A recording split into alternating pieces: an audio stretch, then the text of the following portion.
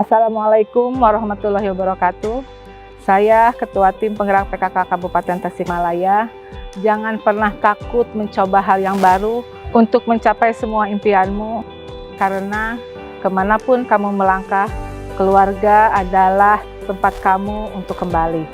Dan saya berharap selama pandemi masa corona ini, jaga diri, jaga keluarga, dan jaga orang-orang di sekitar kita yang kita sayangi. Terima kasih. Billahi taufiq wal hidayah. Wassalamualaikum warahmatullahi wabarakatuh. Saya sebagai ibu punya cara atau pola asuh untuk mendidik anak. Nah, yang saya pakai kebetulan dikombinasi, tapi yang sering saya pakai menurut Ali bin Abu Thalib, jadikan anak kita raja atau ratu dikala dia usia 0-5 tahun. Jadikan anak kita tahanan atau tentara ketika anak kita usia 6-12 tahun. Dan jadikan anak kita sahabat ketika anak kita usia 12 sampai sebelum menikah atau sampai 18 tahun. Assalamualaikum warahmatullahi wabarakatuh. Saya Rita Novita sebagai kader Pokja 1 PKK Kecamatan Cisayong. Profesi saya sebagai perias pengantin sekaligus ibu rumah tangga dari 2 orang anak.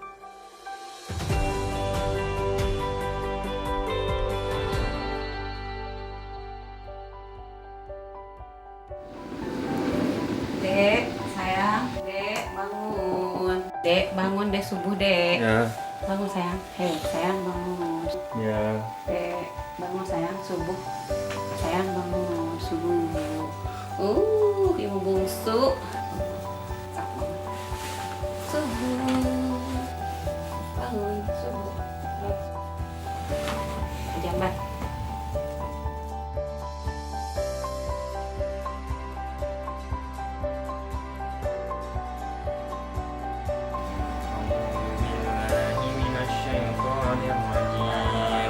Fabi'ayyi ala'i rabbikuma tukadziban wa aqimul wazna bil qisti wa la tukhsirul mizan. Shadaqallahul azim. Saya ibu dari 2 orang anak, alhamdulillah sudah remaja. Yang pertama, anak saya yang pertama, Fikri Fauji Firdaus Bahtiar.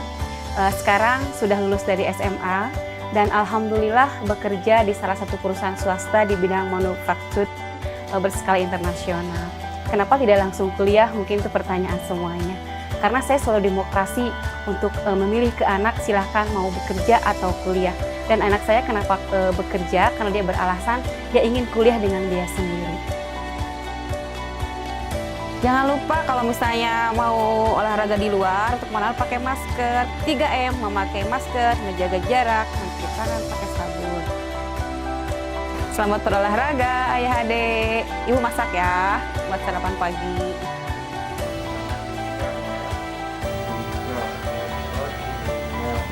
Dua, tiga, empat, lima, enam, tujuh, delapan. Oke dek, lari dek.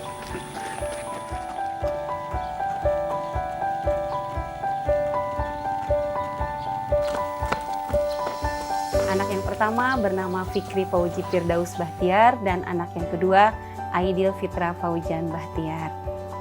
Kenapa 2 anak? Karena berencana itu keren. Saya sebagai Pokja 1 di Kecamatan Cisayong sebagai kader PKK. Menjadi kader PKK sudah sejak SMA, sudah sejak keluar SMA karena ibu saya juga dulunya ketua tim penggerak PKK desa, sehingga saya sudah aktif di PKK sejak tahun 1995. Penilaian orang itu tidak hanya pintar, tapi kesolehan anak juga menjadi penilaian, sehingga mematahkan saya sebagai ibu yang tadinya idealis sekali. Kalau anak dari pesantren itu tidak bisa bekerja di perusahaan seperti itu, tapi ternyata itu salah besar. Saya diberikan cobaan oleh Allah Subhanahu wa Ta'ala, tapi saya bersyukur karena pasti di balik kekurangan ada kelebihan. Anak saya yang kedua bernama Aidil Fitra Faujan Bahtiar. Dia lahir pada waktu itu pas Idul Fitri, sehingga namanya Aidil Fitra, dibantu oleh bidan dan tidak bersuara. Saya pun kaget dan bidan menyarankan untuk pergi ke dokter. Jantung anak saya ada posisinya di sebelah kanan, setelah di ronsen seharusnya di sebelah kiri, dan dibawa ke ke laboratorium klinik Pramita di Bandung. Pada waktu itu saya bersama suami saya membawa berobat anak saya ke rumah sakit paru-paru, dan rumah sakit paru-paru pun menyarankan dan beliau bertanya kenapa, alasannya kenapa sampai seperti ini, karena baru ada ke rumah sakit tersebut anak bayi yang dengan gangguan paru-paru. Kalau bahasa medisnya saya lupa lagi, hanya kalau bahasa Indonesianya dia paru-paru sebelah kiri tidak berfungsi. Waktu saya mau pergi ke rumah sakit Harapan Kita pun sudah tidak ada harapan, karena semua bilang pasti akan datang dengan ambulan. Dan dokter bilang, ibu jangan pikirkan biaya. Ketika ibu punya KTP, ingin anak sehat, ayo kita tolong. Setelah dioperasi, anak saya tumbuh biasa normal, alhamdulillah, dan banyak pertolongan sekali. Sampai ketika saya kontrol, dokter bilang tidak usah bayar jauh-jauh dari Tasik, katanya ongkos pun berapa. Saya bersama suami saya bahu-membahu untuk bagaimana caranya anak saya supaya sehat. Bahkan tetangga pun tidak tahu seberat apa penyakit anak saya. Dan saya pun berdoa kepada Allah, ya Allah berikan saya pertolongan, apabila ini salah kami sebagai orang tua, maafkan kami. Dek, udah beres mandinya? Udah. Wah, udah ganteng kan? Yuk sarapan pagi, udah siap? Pasti semua ibu juga merasakan ketika anaknya diberikan kekurangan, diberikan cobaan. Takut anaknya seperti apa, takut anaknya tidak normal. Tapi suami saya selalu membesarkan hati, Bu, lihat yang lain. Yang lain lebih banyak dari kita. Dan alhamdulillah ketika saya menjadi kader, saya bergaul, saya belajar BKB, bahwa anak oleh Allah itu diberikan keunikan masing-masing. Di balik kekurangan pasti ada kelebihannya.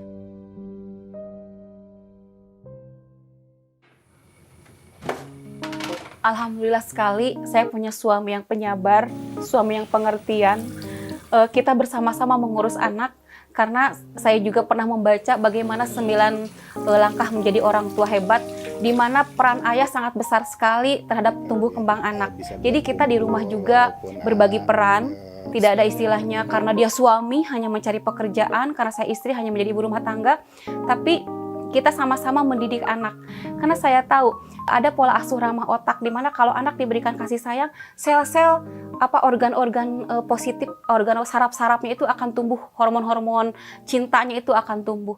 Saya sebagai ibu punya cara atau pola asuh untuk mendidik anak. Saya banyak sekali baca buku. Kalau menurut BKKBN, cara mengasuh anak itu ada permisif, otoriter, demokrasi, abaikan. Terus juga kalau ada yang namanya pola asuh anak ramah otak. Ada lagi pola asuh anak dengan penuh cinta dan kasih sayang. Nah, yang saya pakai kebetulan dikombinasi, tapi yang sering saya pakai menurut Ali bin Abu Thalib, jadikan anak kita raja atau ratu dikala dia usia 0-5 tahun. Jadikan anak kita tahanan atau tentara ketika anak kita usia 6-12 tahun. Dan jadikan anak kita sahabat ketika anak kita usia 12 sampai sebelum menikah atau sampai 18 tahun. Pola asuh yang penuh kasih sayang tapi ada disiplin dan komunikasi. Ketika anak saya berusia 6-12 tahun, saya jadikan tentara, artinya disiplin.